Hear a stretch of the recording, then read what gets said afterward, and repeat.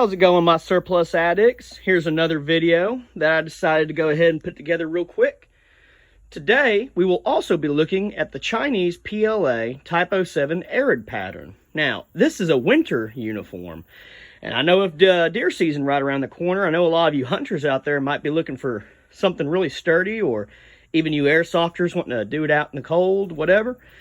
You know, if you're looking for a really good winter uniform, I would say this ain't a bad option. Now, first, let's go ahead and take a look at the cap and blouse. Now, with the cap, it's pretty much like the 07 Universal. It's a slightly thicker, I want to say, and it's got vent holes, of course, so, you know, standard gold PLA star. You know, this is their combat variation of the star I forgot to add earlier.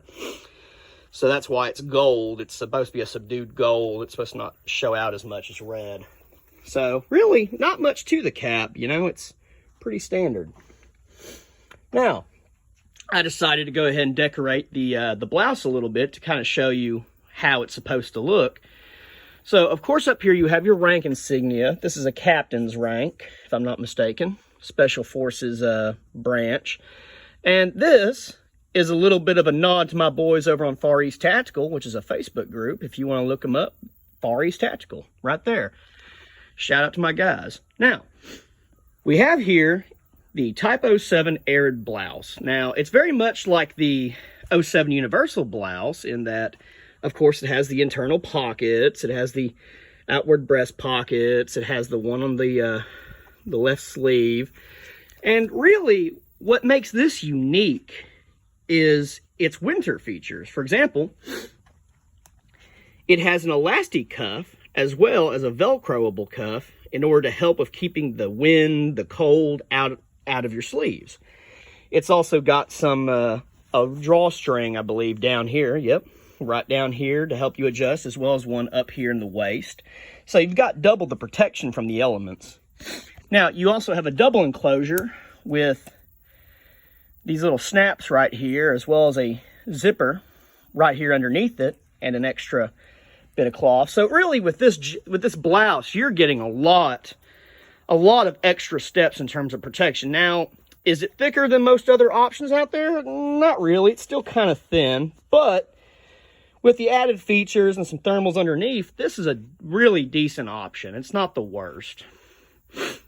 Now, let's see here. In terms of ventilation, it doesn't have what the 07 Universal has. It seems that with their winter uniforms, they made sure to get rid of any unnecessary ventilation there. Basically, it seems like they're wanting you to keep your heat, your body heat. Now, really overall, that's about it. It's basically just a winterized version of the 07 Universal blouse. Now, let's move on to the pants. Now, the pants, much like the 07 Universal pants, have a button enclosure, belt loops, your standard cargo pocket that can fit a PC, and of course, it's also got the Velcroable ankle adjusters. So really, not much has changed with these pants, except the material's a bit thicker.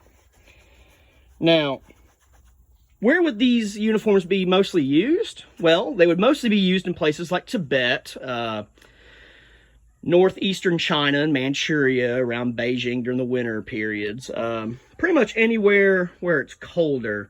Now, of course, there are other uniforms in my stock that are winter-based and from China, but these are the PLA GF and other branches go-to for winter. Basically, this is what the military itself uses. Now, the PAP, or the People's Armed Police, or Chinese Armed Police Force, whatever you want to call them, they have a winter uniform very similar, except it seems a lot thicker, and it sews its patches on. And I'll cover that one in another video sometime either today or tomorrow. But for now, that is a quick look at the PLA 07 Arid pattern uniform. If you have any questions, don't be afraid to comment down below, and Please like and subscribe, and y'all have a good day, my surplus addicts.